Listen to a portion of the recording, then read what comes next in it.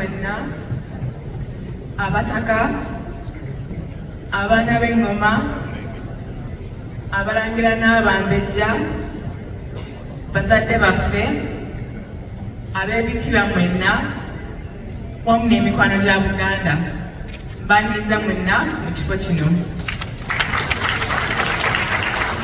Nga sinnaba kulandaga nnyo, muzikirize neebaza abateesiteesi b'olukuŋŋaana luno olw'okumpa omukisa okwogerako gye muli ku nsonga y'ebbula ly'amazzi amayonjo mu Uganda.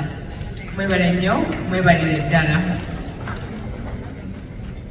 Erinnya lyange nze Nangonzi Trouble Sabrina, ndi mu grade y'omwenda. Taata wange ye mwami Shonde Solomon, maama wange omulungi ye mukyala Patience Mukandoli. Neddira nnyonyina Kinsige akabbiro ku Nguvu, omubala gwaffe guliga nti bw'alama n'onyonyi abuuse ate si mwana kijolooto iya.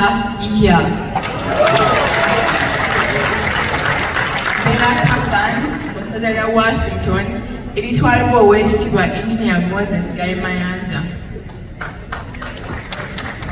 Nsaba twebaze Ssaabasajja olw'okusiima n'atulondera omulamwa gw'omwaka guno ogw'ebbula ly'amazzi amayonjo mu Buganda. Obwo obugalo bumala, Ssaabasajja tumwongere obugalo.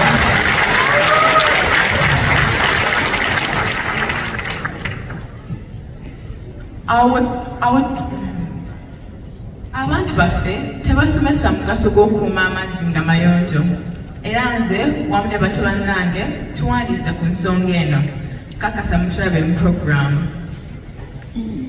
Awo nno Ssaabasajja atukubiriza tuyambe bannaffe mu Buganda mu ngeri ezitali zimu. Wano kakasa kubeera kusonda ssente, si bwe kiri? Bawone endwadde ze bandifunye okuva mu mazzi amaki? Mwebale nnyo amakyafu. Bassebo ne bannyabo, eby'amazzi tebikuma, naye awo bwenkumi olwaleero.